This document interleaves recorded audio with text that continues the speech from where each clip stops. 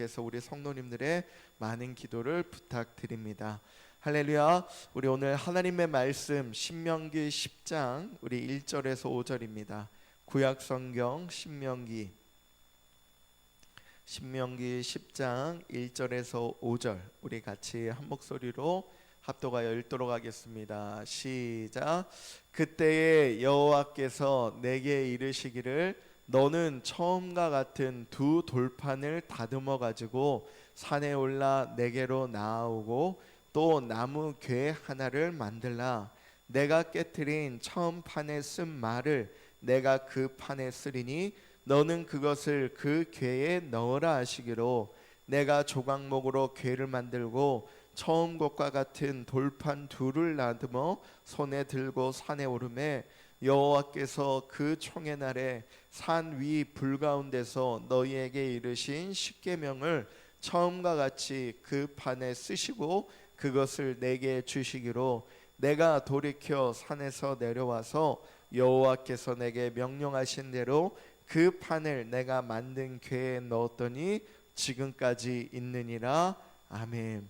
우리 1절만 다시 한번 보겠습니다. 1절만 다시 한번 우리 시작.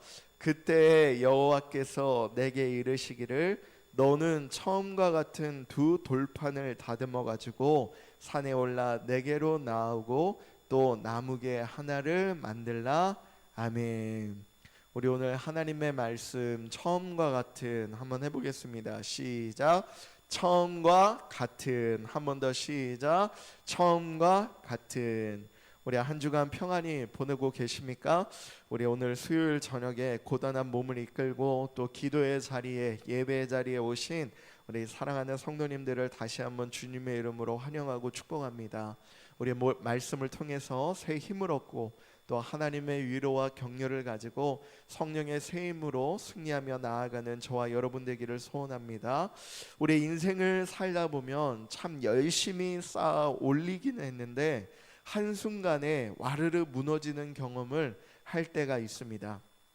건강을 자신했는데 갑자기 병원 진단서를 받기도 하고 또 내가 자식 농사를 잘 지었다라고 생각을 했는데 어느 한순간 마음대로 되지 않은 것을 내가 경험하게 되고 가슴을 치기도 하고 눈물을 쏟기도 합니다. 그런데 세상에서만 그런 경험이 아니라 신앙생활도 그러하다는 거죠. 뜨겁게 은혜 받고 내가 주님을 위해 살겠습니다 이렇게 결단했는데 또 돌아서면 넘어지기도 하고 좌절하고 실망하기도 하고 죄를 짓는 나 자신의 모습을 보더라는 겁니다. 근데 이것이 오늘의 우리에게만 정해지는 게 아니라 오늘 본문에 나와 있는 이스라엘 백성들에게도 딱 그랬습니다. 오늘 이 사건은 출애굽이라는 애굽에서 노예 생활을 하다가 모세를 통해서 하나님이 출애굽하게 애굽에서 나오게 하셨어요. 그 애굽에서 나왔던 사건은 기적의 역사였습니다. 이스라엘 백성들은 그 기적을 경험했어요. 그리고 시내 산 아래서 하나님과 우리는 하나님의 백성입니다 이렇게 언약을 맺었습니다. 그런데 모세가 산 위에서 하나님의 계명을 받는 그 짧은 40일이라는 시간을 못 참고 이스라엘 백성들이 산 아래에서 금송아지를 만들고 우상을 섬기며 춤을 추면서 타락을 했더라 이거예요. 그 결과가 무엇이었습니까? 하나님께서 모세를 불러서 시내산에서 계명을 주시는데 하나님이 직접 써주신 그거를 1차 돌판이라고 얘기를 합니다.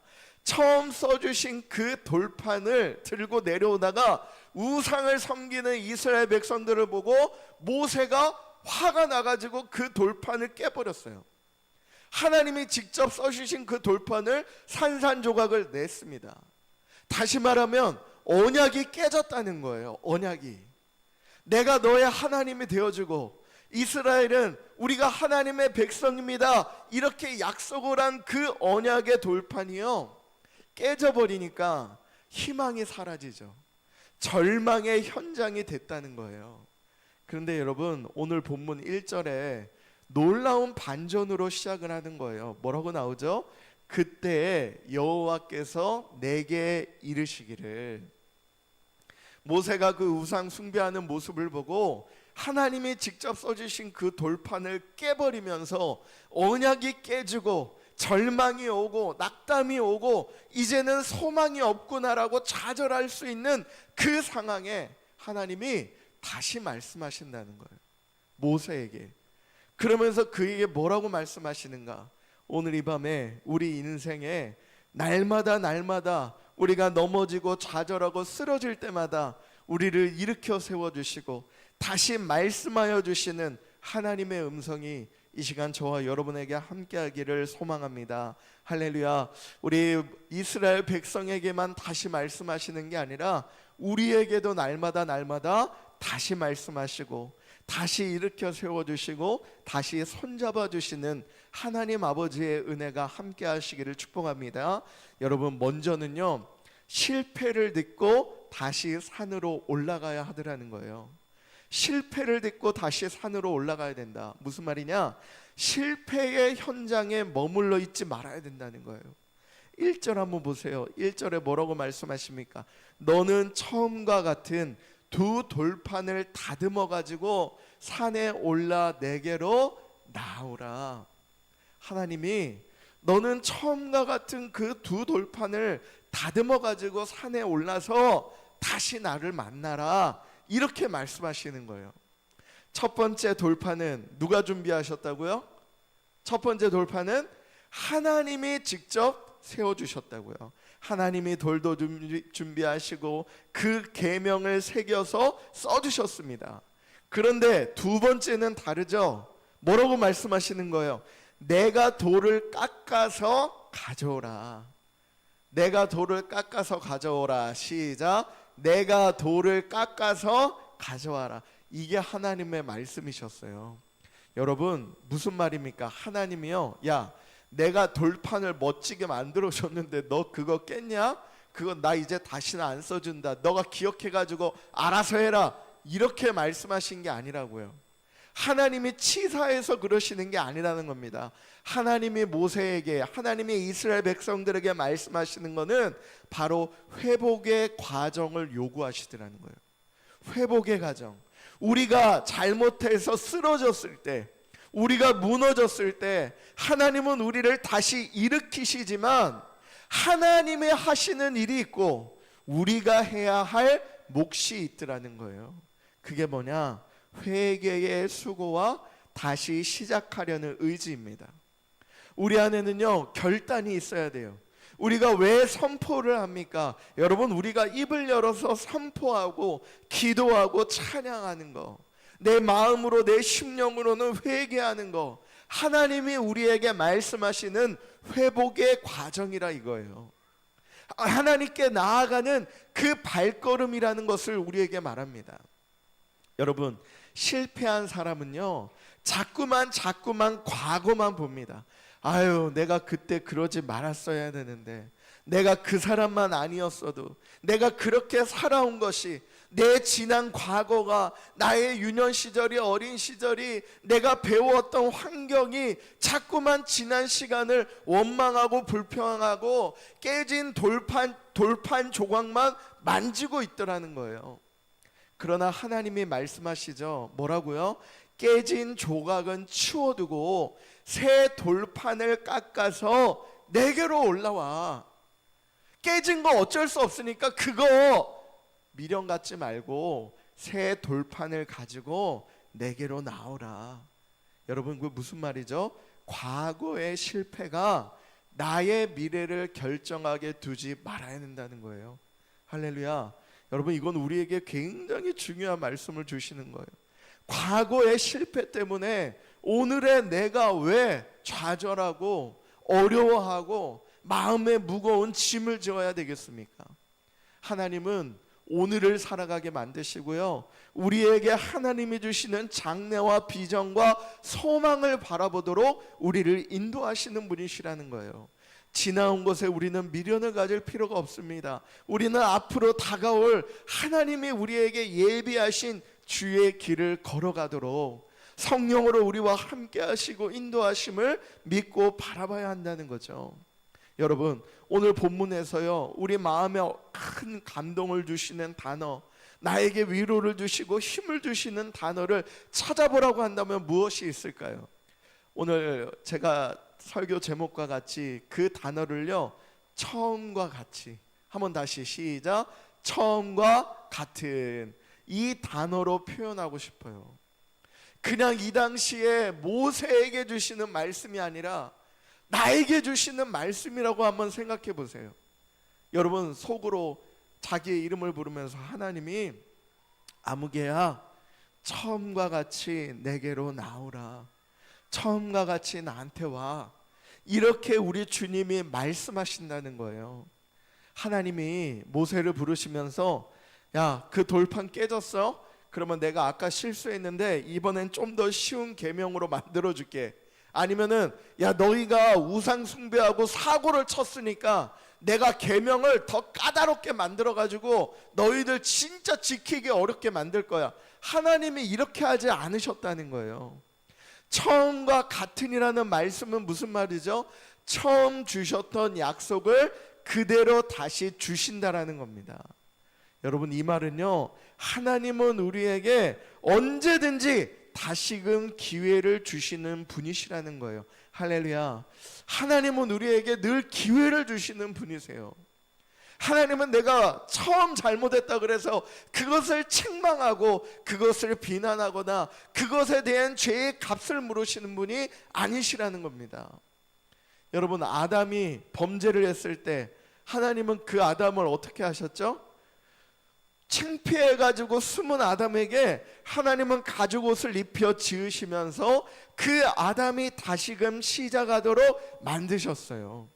요나가 불순종해서 물고기 뱃속에 들어갔을 때 하나님의 말씀은 기록하기를 여호와의 말씀이 두 번째로 요나에게 임하니라. 하나님은 잘못하고 실수한 거, 그거를 보고 야, 너는 안 돼, 너는 안 될 사람이야, 이렇게 낙인을 찍으시는 게 아니라 다시금 기회를 주셨다는 거예요. 예수님도 오셔서 죽으시고 부활하시면서 자기를 3번 부인하고 고기를 잡으러 도망간 베드로에게 찾아가셔서 뭐라고 하셨습니까? 내가 나를 사랑하느냐? 3번이나 물으시고 다시금 베드로에게 사명을 주셨지 않습니까? 그죠? 우리가요, 나는 너무 늦었어, 나는 너무 많이 망가졌어, 나는 너무 부족해, 나는 안 돼, 나는 못해, 그거는 내 생각이지 우리 하나님은요, 저와 여러분을 다시 일어나게 하시는 분이시고 저와 여러분에게 새 힘을 주시는 분이심을 믿으시기를 축복합니다. 여러분, 하나님의 품이 가장 안전하고 하나님의 품이 가장 평안하다는 것이 우리 심령 가운데 있어야 됩니다. 우리가 깨트린 인생을 주님 앞에 가져가기만 하면 하나님은 그것을 녹이셔가지고 더 단단한 작품을 만들어 주신다는 거예요. 다시 말하면 믿음으로 사는 자는요, 실패를 두려워하지 말아야 된다는 겁니다. 실패를 배우는 사람은요, 더 이상 실패자가 아니라는 거죠. 미국에 이 신문에 한번 나온 적이 있어요. 미국에 가면 실패 박물관이라고 있대요. 실패 박물관. 웃기죠? 이 실패 박물관이 뭘 전시하면요, 내노라 하는 대기업의 그 회사들이요, 수많은 제품을 출시했는데 그 제품 중에 망한 제품만 다 모아가지고 전시를 한대요. 여러분, 코카콜라 아시죠?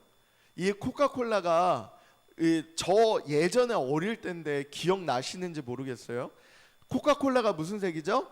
검은색이에요. 근데 이 코카콜라 회사가 이거를 투명하게 만들어 가지고 마치 사이다처럼 만들어서 제품을 출시한 적이 있어요. 그랬더니 사람들이 맛은 코카콜라 맛이 나는데 모양이 투명하니까 이게 왠지 이상한 거예요. 그래가지고 결국 그 코카콜라 제품이 망했다는 거예요. 그래서 이 대기업들, 세계적인 기업에서 다 성공하는 게 아니라 망한다는 거죠. 근데 재밌는 건 이 망한 제품들을 한 곳에 모아놨는데 그 실패 박물관에 사람들이 항상 많이 온대요. 누가 올까요? 거기에 오는 사람들이 누구냐면 세계적인 CEO들, 사장님들, 회장님들이 거기를 꼭 찾는다라는 거예요. 그래서 왜 그런가 봤더니 그 사장들이 실패 박물관을 가서 실패 속에서 성공의 열쇠를 찾는다는 거예요. 실패를 통해서. 굉장히 재밌는 얘기죠. 우리에게 시사하는 바가 굉장히 큽니다. 신앙도 마찬가지라는 거죠. 우리가 넘어진 그 자리가 하나님의 은혜를 가장 절실히 깨달을 수 있는 자리라는 겁니다. 할렐루야. 여러분, 감리교의 창시자가 누구냐면 요한 웨슬리라는 분이에요. 이 요한 웨슬리의 어머니가 수산나라는 분인데, 이 수산나가요, 자녀가 몇 명이었냐? 18명이었습니다. 18명. 18명의 아이를 이 어머니가 혼자 키우셨어요. 그 중에 요한 웨슬리라는 세계적인 목사님이 나오신 거예요. 그래서 이 수산나를 얘기할 때 사랑과 기도의 어머니라는 호칭을 가질 정도로 얼마나, 아이가 한 명도 아니고 두 명도 아니고 세 명도 아니고 18명인데 그 18명에게 다 사랑을 준다는 게 얼마나 어렵겠습니까? 근데 이 어머니는요, 그 18명을 사랑으로 품었는데 그 자녀를 교육하는 방법 중에 굉장히 특별한 점이 있었대요. 그게 뭐냐면 자녀에게 뭔가를 가르치려면 꼭 20번을 반복을 했대요. 몇 번이요? 20번을 반복을 했대요. 그래서 그 옆에 있던 한 사람이 물었답니다. 아니, 어머니, 아이들에게 똑같은 말을 어떻게 20번이나 할 수 있으세요? 이렇게 물었더니 그 수산나라는 분이 뭐라고 하셨냐면, 내가 19번을 가르쳤는데 아이가 실패하고 그대로 주저앉으면 그 19번이 실패로 끝나지만 내가 20번을 말해서 성공을 하면 그 19번이 실패가 아니라 과정이 된다는 거예요. 지혜로우시죠? 자기가 18명의 아이한테, 한 아이에게 20번씩 말한다고 생각을 해보세요. 얼마나 많은 숫자를 얘기를 하겠어요. 그런데도 이 어머니가 왜 그렇게 말을 하냐? 아이들에게 실패가 아니라 과정이라는 것을 가르치기 위해서.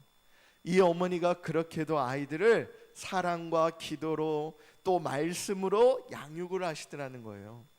여러분, 신앙생활 하다가 때로 우리가 낙심할 때가 있습니까? 또 기도가 막힐 때가 있습니까? 오늘 하나님 말씀처럼 다시 돌판을 깎는 마음으로 기도의 산을 오르시기를 축복합니다. 하나님은요, 처음과 같이 우리를 맞아주신다는 거예요. 우리가 하나님께 가기만 하면 하나님은 언제나 우리를 처음 마주하시고 처음 사랑해 주시고 처음 안아주셨던 것처럼 하나님이 변하는 게 아니라 내가 변하는 거예요. 그래서 주님께로만 돌아가면 하나님은 우리를 안아주신다는 겁니다. 여러분, 두 번째는요, 말씀이 새겨질 마음의 판을 다듬어야 된다는 거예요. 한번 해보죠. 마음의 판을 다듬어야 된다. 시작. 마음의 판을 다듬어야 된다. 한 번 더. 시작. 마음의 판을 다듬어야 된다. 겉모습보다 중요한 게 뭐냐? 마음 관리라는 거예요. 마음을 관리하는 것. 하나님은 모세에게 돌판을 다듬으라 이렇게 말씀하셨죠. 뾰족한 부분을 깎아내고 거친 면을 매끄럽게 하라. 이유가 뭐예요? 거기에다가 하나님의 계명을 써야 되기 때문이에요. 글씨가 잘 써지기 위해서는 돌판을 다듬어야 된다는 겁니다. 오늘 이 돌판을 곧 우리의 마음이라는 거예요. 우리의 마음. 세월이 지나면 우리의 몸은 이곳저곳 고장이 날 수밖에 없습니다. 그래서 건강검진도 받고 좋은 약도 챙겨 먹죠. 여러분, 그런데 마음 검진은 언제 해보셨어요? 내 마음은 언제 검진해 보셨습니까? 내 마음이 서운함과 원망으로 울퉁불퉁하지는 않는지, 지나온 세월만큼 내 안에 고집이 생기고 편견이 생겨서 돌덩이처럼 딱딱해져 있는 이 마음을 내가 언제 한번 다듬어 보았는가? 하나님은 우리에게 그래서 늘 나를 점검하고 나를 돌이키고 나의 모습을 볼 수 있도록 하나님의 말씀을 만나게 해주신다는 거예요. 하나님의 말씀이 내 삶에 새겨지지 않는 이유는 아까도 말씀드린 것처럼 하나님의 능력이 없어서가 아니라, 하나님이 부족해서가 아니라, 하나님을 탓하는 게 아니라 내 마음의 돌판이 다듬어지지 않았기 때문일 수 있다라는 겁니다. 하나님의 말씀 앞에서 나의 마음의 심령의 돌판이 다듬어져 있는가? 요즘 세대를요, 뭐라고 말하냐면 유리 같은 세대라고 말한대요. 유리 같은 세대.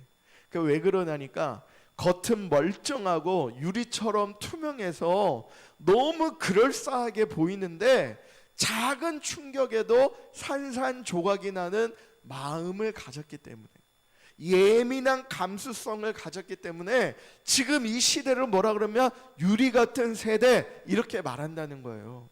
겉은 세련되고 똑똑해 보이지만 고난이라는 돌멩이 하나가 날아오면요, 속수무책으로 깨지는, 환경이 조금만 어려워지면 마음이 툭 하고 부러지는 세대, 지금 이 세대를 말하고 있습니다. 자, 여러분, 오늘 본문 5절에 보면 모세가 산에서 내려와 그 돌판을 어디에 넣었다 그러죠? 궤에 넣었다는 거예요. 돌판을 궤에 넣었다. 여러분 한번 보세요. 처음에 돌판을 가지고 시내 산에서 내려오다가 다 내려온 것도 아니죠. 밑에 보니까 금송아지를 만들어 가지고 자기들끼리 우상 숭배하고 춤추고 난리가 났어요. 모세가 화가 나가고 돌판을 팍 깨버렸습니다. 그리고 하나님이 부르시죠. 다시 와라. 처음과 같이 와라. 돌판을 다듬어서 네가 가지고 와. 내가 다시 새겨줄게. 기회를 주세요. 그 돌판을 새겨갖고 이제 내려가는 거예요. 근데 내려갔는데 누구를 만나요? 누구를 만나요? 우상 숭배했던 자기 민족을 볼 거 아닙니까? 사람이라고 하면은 그 사람들 보면 속이 뒤집어질까요? 뒤집어질까요? 뒤집어지죠, 당연히. 우리는 글로 보니까 이 모세가 그냥 터덜터덜 와가지고 아유 내가 2번이나 수고했다 이러고 궤에 넣는 게 아니라니까요.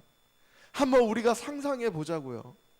전애들 때문에 속이 뒤집어지고 전애들 때문에 하나님의 미움사고 원망사면 우리 이스라엘 백성은 여기서 끝인데, 내 속도 모르고 하나님 마음도 모르고 실컷 노예 생활하는 저들을 데리고 나와가지고 하나님의 백성으로 만들려고 했는데 어떻게 저렇게 배은망덕할까? 아니 걔네들을 보면서 얼마나 속이 아프겠습니까? 얼마나 그 미운 마음이 올라오겠습니까? 그런데 모세는 그렇게 하지 않았다는 거예요. 왜 그랬을까요? 하나님의 말씀이 중심에 딱 잡혀 있으니까 이스라엘의 백성들이 아무리 원망하고 아무리 흔들려고 해도 모세는 요동함이 없었다는 겁니다. 할렐루야. 모세에게 하나님의 말씀의 중심이 세워졌을 때 모세는 사람을 보지 않았다는 거예요. 아무리 가족이라도요, 아무리 가까운 이들이라고 해도요, 저들이 나를 속상하게 하고 저들이 나의 마음을 힘들게 할지라도 말씀의 중심에 선 모세는 흔들리지 않았다라는 거죠. 여러분, 믿음으로 사는 자 그리스도인들의 강인함은 내 의지에서 나오는 게 아니라 바로 내 마음판에 새겨진 하나님의 말씀에서 나온다는 것을 믿으시기를 축복합니다. 여러분, 하나님의 말씀이 내 안에 새겨져야 하나님의 말씀이 내 안에서 살아 역사하실 때 우리는 흔들림이 없다는 겁니다. 여러분들 플라시보 효과라고 아시나요? 플라시보 효과? 이게 의학적으로도 나와 있는 효과인데요. 이 플라시보 효과가 뭐냐면 아무 효과 없는 밀가루를 이 약봉지에 넣고요, 이거 진짜 좋은 약이다 이렇게 말하면서 주면요, 그걸 먹는 사람이 자기가 아팠던 증상이 나아진다는 거예요. 그게 플라시보 효과예요. 이게 그냥 하는 말이 아니라 의학적으로도 분명하게 말하고 있는 내용입니다. 실제 약효가 없어도요, 효과가 있을 것 같다라는 기대만으로도 환자들이 통증이 감소되기도 하고 피로감이 떨어지기도 하고 아픈 부위가 낫는 것 같은 주관적인 증상이 호전되는 결과를 의학적으로 봤다는 거예요.